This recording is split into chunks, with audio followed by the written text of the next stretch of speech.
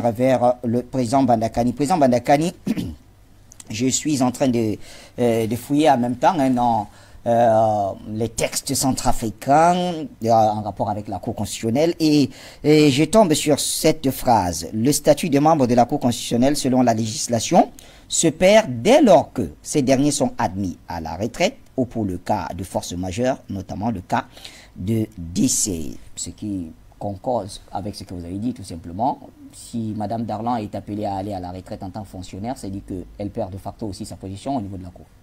C'est ça qui fait qu'il y a deuil dans leur camp. Il y a deuil. Et puis ce deuil-là, il y a les deuils bruyants. Les gens pleurent, ils font le bruit. Oui. Bon, maintenant, quand c'est que la personne qui est morte a cherché sa mort, vous allez au deuil, c'est calme. Les gens ne pleurent pas. Il y a un silence grave. Un silence grave s'est abattu dans le camp des bandits, les ennemis de la Centrafrique, qui ont pour parrain la France. Il y a un proverbe qui dit dans mon village, que vous le connaissez ce proverbe, Jonathan aussi connaît ce proverbe. Quand tu te baisses pour regarder le derrière de quelqu'un, il y a quelqu'un là qui, excellemment, il regarde ton derrière, peut filmer, prendre des notes et garder. Le jour où vous l'énervez, il peut sortir une photo qui n'est pas très bonne pour vous. Non, Madame Darlan, c'était une ennemie de la Centrafrique. Je pèse mes mots. Une ennemie de la Centrafrique.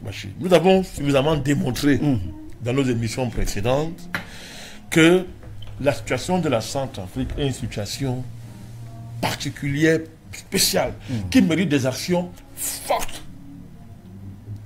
Et Madame Darlan méritait un traitement Darlan. C'est Darlan, non? Oui. J'ai dit Darlan. Oui. Non, on ne peut pas dire Darlan, c'est Darlan. Oui. C'est un mauvais nom. Allez, président. Donc, allez, président Bandakani. Alors, le temps de digérer cela, permettez, je prends cet appel-là. Oui, vous voulez... D'accord. Alors, on va au téléphone. Il y a un appelant de France. Non, bon, on y retournera tout à l'heure. Président Bandakani, je reviens à vous. Ce n'était pas une censure, il faut bien comprendre. D'ailleurs, vous avez fait rire nos amis Marie Poto qui nous suit et quand vous avez dit que non, ce n'est pas Darling. Elle ne mérite pas qu'on l'appelle Darling là. Voilà, vous avez engagé tout un autre débat. Mais pourquoi l'affaire quand même devient une affaire politique pratiquement en RCA? Non, c'est le deuil, c'est la défaite. C'est politique parce qu'évidemment, qu'on l'a fait, il ne faut pas faire la fine bouche bâchée. Madame Darlan a utilisé sa position pour faire la politique. J'avais déjà démontré ici par le passé que la Cour constitutionnelle de la Centrafrique était devenue une cellule d'un grand parti. Le grand parti historique des ennemis de la Centrafrique, qui s'est constitué depuis la guerre du Congo-Wara, en passant par le combat de Boganda et des autres jusqu'à Ngumba, et qui a été repris par le président Touadéra. Ils ont dû faire face à des ennemis organisés et constitués au sein des grands partis qui a pour président la France. Et qui recrutent tous ces faux opposants qui s'agit de la Centrafrique, avec des ils sont bizarres, c'est-à-dire tous ces gars ont une saison dangereuse pour les traîtres. Et que ce n'est pas un fusil qui va les tuer. Ils vont mourir de leur propre mort. C'est-à-dire qu'ils vont dresser l'échafaud sur lesquels ils vont aller se pendre eux. Madame Darlan s'est pendue elle-même. On va pleurer pour ça. Non. Elle a mis le poteau, elle a acheté la corde, et elle allait se pendre elle-même, parce qu'elle a oublié une chose. Elle a oublié une chose. Tous les prérogatives de la Cour constitutionnelle là,